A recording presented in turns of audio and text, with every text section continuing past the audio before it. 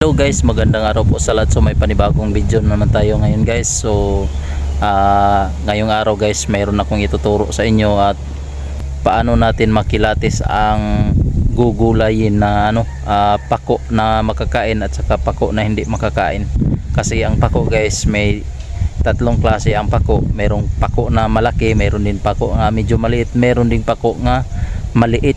So mayroong pako guys na yung tinatawag ko na maliit, pang decorate yun sa sa mga birthdayan or sa kasalan ganyan, or sa panglagayan sa mga decoration guys, yung pako na mga maliliit. So yung pako na makakain guys, yun ang ituturo ko sa inyo ngayon, o ipakilatis ko sa inyo para di tayo magkakamali na magkuha ng gugulayin na pako. So baka makakuha tayo ng pako na tayo nang hindi maggugulayin kasi magkapareha lang ang dahon yan guys. So may papakita ko sa inyo guys kung ano ang totoong pako na magulay at yung pako na pang decorate.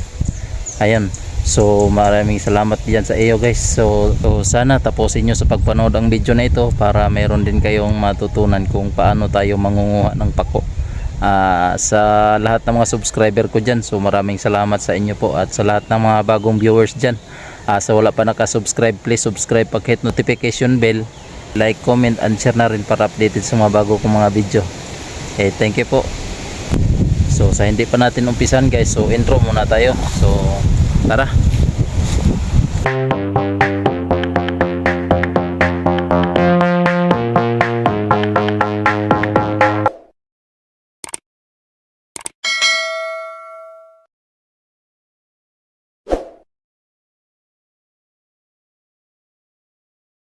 Hello mga kabuitaps, nandito naman tayo ngayon mga kabuitaps.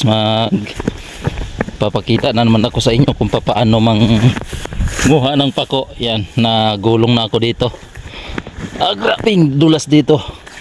Nandito ako ngayon mga kabuitaps sa Kalayaan San Antonio. Ano to, Kalayaan San Antonio? San Antonio Kalayaan. San Antonio Kalayaan. Yan, ito yung kasama ko dito mga kabuitaps. Manghuli kami ng pako. Manghuli.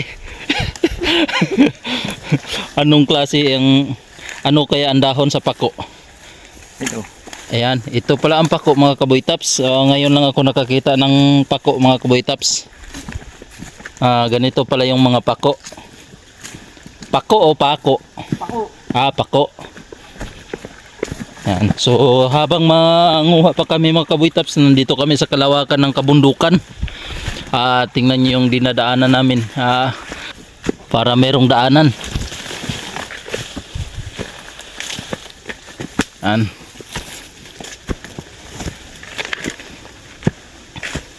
Yan, may nakukuha na naman.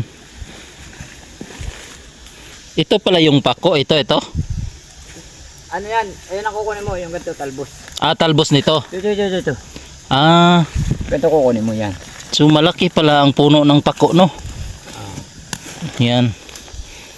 So ito pala ang pako mga kaboy-taps. So kung gusto kayo manguha ng pako, ganito ang dahon ng pako. Tala kayo dito sa San Antonio, Kalayaan, Laguna. Yan, no? Magpakilala ka ba, de? Jaime Surila Jr. Taga? San Antonio, Kalayaan, Laguna. Taga San Antonio, Kalayaan, Laguna. Ito yung nagturo sa akin dito mga kaboy-taps kung saan manguha ng pako. Na maraming pako daw dito sa lugar nila. So samahan natin to kung saan ang mga pako dito nga hindi lang to tinanim ng mga tao mga kaboy-taps. Tumubo lang to ng tumubo dito sa bundok. Yan. Nahingal na ako. Hindi sanay sa bundok. Yan, ito yun, pako din to mga kaboy-taps. Yan. So mga malalaki pala yung ng pako mga kaboy-taps, mga puno. Ito. Yan. Mga malalaki pala. So talbos lang ang kukunin namin mga kaboy-taps. So ipakita ko sa inyo mga kaboy-taps kung na talbos ang kukunin natin. Yan, yung nagkuyukot pa. Yan, mga pako pala tong Wala na nga, nakuha ko na kahapon dito. yan. So dami siyang nakuha dito kahapon mga kaboy taps. So ngayon sinamahan ko na lang siya para may makikita ko rin yung kung marami ba talagang pako dito. Yan. So ito ang kukunin natin mga kaboy taps. Oh. Ayan oh. Ganyan. Yan. So tumubo pala ito mga kaboy taps na 2 dangkal. Oh.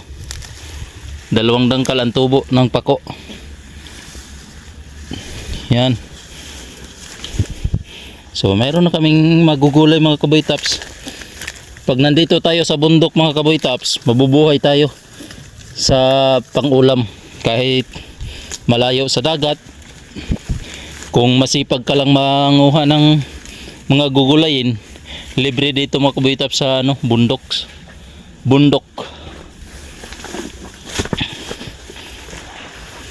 Nalam na rin, wala na dito kahapon. Dami pala nanguha na dito no. Kasi dito turuan na kanukan.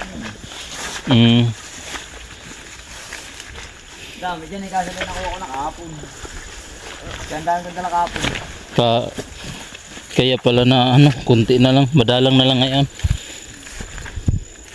May makukuha pa ng masasave pa naman tayo. Pang ulam lang mama. Nakapangulam na may mga panggabi. Puro pala pako dito ang magtubo. So sama-sama pala ito magtubo sila. Oo. Maganda lalo dyan pag sila tatapat. Ito pwede pa to. Pwede pa yan. Huwag lang yung magulang na. Kasi pag magulang na, hindi mo masyadong makakain. Matigas.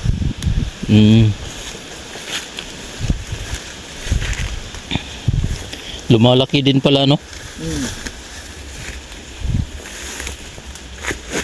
Maganda dyan yung yung aribase mong ganito. Oo. Tapos yung supling niya maganda yung mga ganito.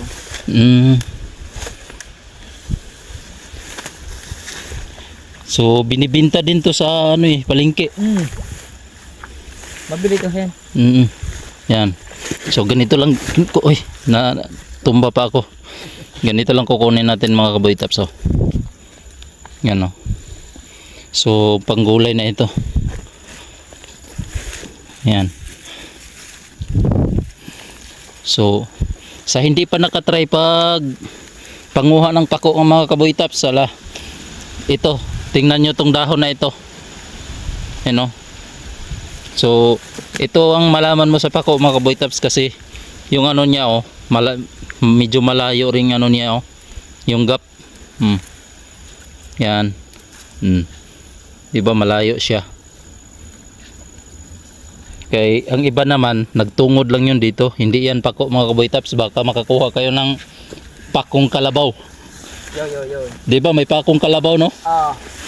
So ayun guys, ito yung pako na pang decoration guys, na hindi pwedeng maigulay. Hindi ito pwedeng gugulayin guys, pero pareha lang, magkapareha lang ang niyan, talbos ng pako sa pwedeng maigulay na pako. So ito din yung pako na pwede natin magulay guys. Yan, pareha lang sila oh. Yan, pareha lang sila. Diba? Ito pareha lang sila tingnan. So ipapakita ko sa inyo guys yung totoong pako na pwede natin gugulayin, pwede magulay. Yan. Ito yung totoong pako guys nga pwede natin gulayin. Yan, meron siyang puno na mahaba. Oh. Yan, kaisang dangkal. Oh. Kaisang dangkal ang puno niya. So minsan magdalawang dangkal pa ito guys.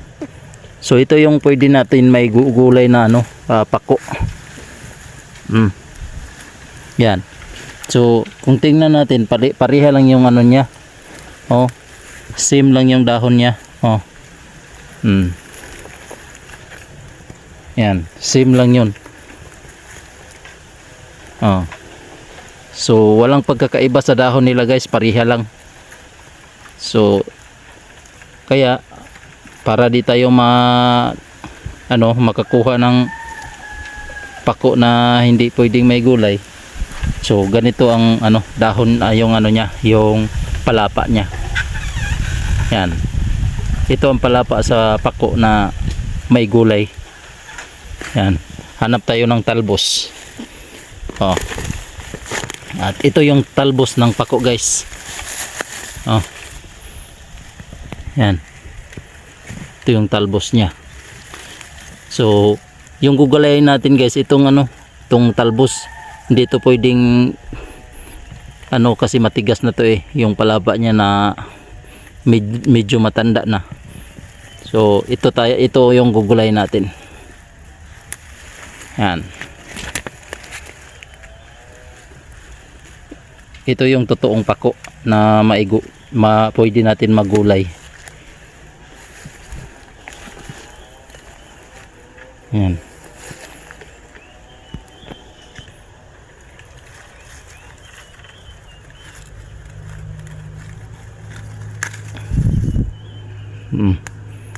Yan, ito yung pako, guys. Yung kaibahan lang dito sa pang-decorate na pako, guys, yung palapa niya diretso. Yan, diretso, walang sanga. Yung pako na pwede may gulay, guys, may sanga yan. Yan o. Merong sanga.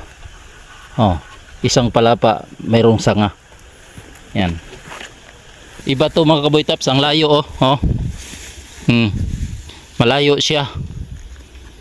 Yan. Ang kalabaw, yung mga nadyan nasa kabila.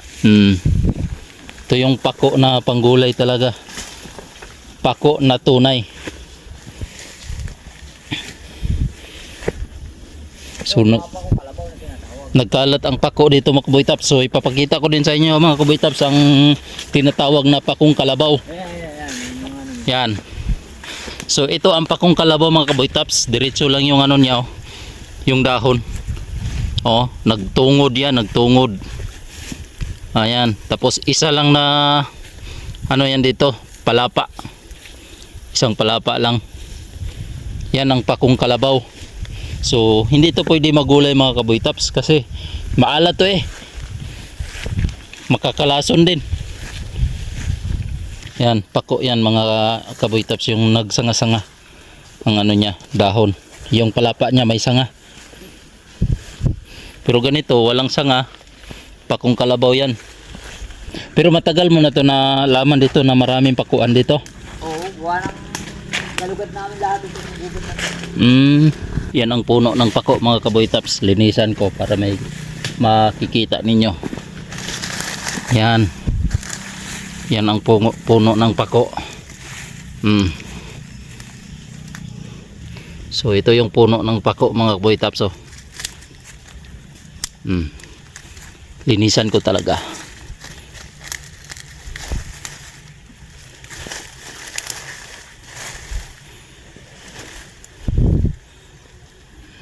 Yan, ito yung puno ng pako. Sa hindi pa nakakilala ng pako mga kaboy taps, sa mga baguhan pa lang dyan, so ito yung puno ng pako. Yan. At ito din yung dahon niya, yung palapa niya oh. Yan. May sanga-sanga. So ito ang magugulay mga kaboy taps, yung talbos niya. Kala ko nga tinatanim to eh. Kung itatanim to, ano kayang itatanim nito? Yung puno. Dumami tong puno niya. Titira mo yung may ugat. Yung may ugat. Bubunutin lang tong puno niya. Oo. Bawa to. Ariyo. Saan? Daw. Sample daw. Ayan, tutubo na yan kahit walang dahon. Kuha nang puputulin mo kasi nga yung dahon para sumupling siya. Tatanim mo siya. Ganun pala yun. So pwede pala mag-farm ng pako.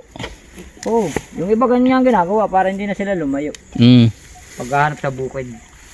Ganyan ang ginagawa nila. Mag-ano na lang pala, mag-farm na lang ng pako. Mabenta naman yun eh. Mabinta tong pako eh.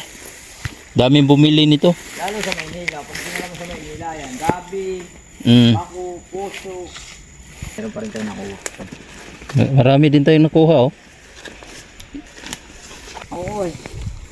Yan, so ito lang nakukuha namin mga kaboytaps. So konti lang nakuha namin nang dahil ay kinukuhaan na to kahapon. So maraming salamat sa lahat ng mga viewers dyan. Alam mo nang bago na ako, walang mga juice na ako para. Walang niya ako. Nagpupisa na kayo? Baka isang Jamie na kayo? Hindi pa, ba? Oo, dadali ka na naman ang mga salita mong ganyan. Dito ka mag-inom. Dito ka bumili.